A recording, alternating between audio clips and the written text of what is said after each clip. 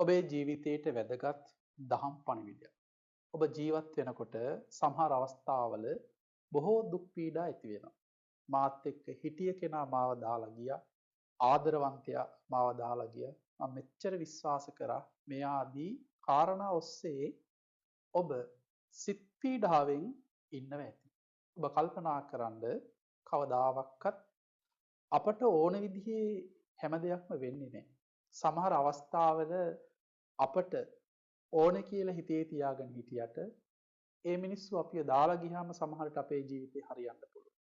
අපි කොයිතරම් ආදරෙන් අවංකව හිටියත් අපි ඔවුන්ට වටිනාකමක් දුන්නට ඔවුන් අපට වටිනාකමක් නොදී ඉඳලා අපිව දාලා ගිහින් අපේ හිත ශක්තිමත් කරගෙන අවස්ථාවේදී ජීවිතේ තේරුම් අරගෙන අපි නැගී සිටියොත් ඔවුන් ඈතට ගිහිල්ලා හැරිලා බලනකොට අපි ගොඩක් ඉහළ.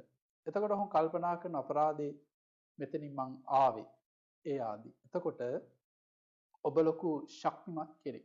ඒ නිසා පුරුදු වෙන්න ජීවිතේ හැම තැනදීම අපි වටා ඉන්න මිනිස්සු අපට ආදරය කරන මිනිස්සු එක මොහොතකින් අපිව දාලා යන්න පුළුවන් නැති වෙන්න පුළුවන්. ජීවිතය කියන්නේ එයයි. ඒ තේරුම් අරගෙන ඔබ ජීවත් වුණොත් ඔබට ඕනෑම ප්‍රශ්නයකට මුහුණ දෙන්න පුළුවන්. පළවෙනි අංගය තමයි ඔබ ප්‍රියමනාප වූ දේවල් ඔබ තදින් අල්ලන් ඉන්න දේවල් කොයි මොහොතේ හරි ඔබෙන් නැති වෙනවා. ඒක තේරුම් අරගෙන ජීවත් වෙන්න. ඔබ වැටෙන එකම තැන ඔබ අල්ලන් ඉන්න තැන ඔබට නැති වෙයි කියන බය. ඔබ එතන අත්හැරලා දාලා ඔබ යථාර්ථයට මුහුණ දෙන්න. ඔබ ශක්තිමත් වූ ස්ත්‍රියක් ශක්තිමත් වූ පුරුෂයෙක් බවට පත් වෙලා යථාර්ථයේ ජීවිතේ දකින්න හුරු වෙනවා.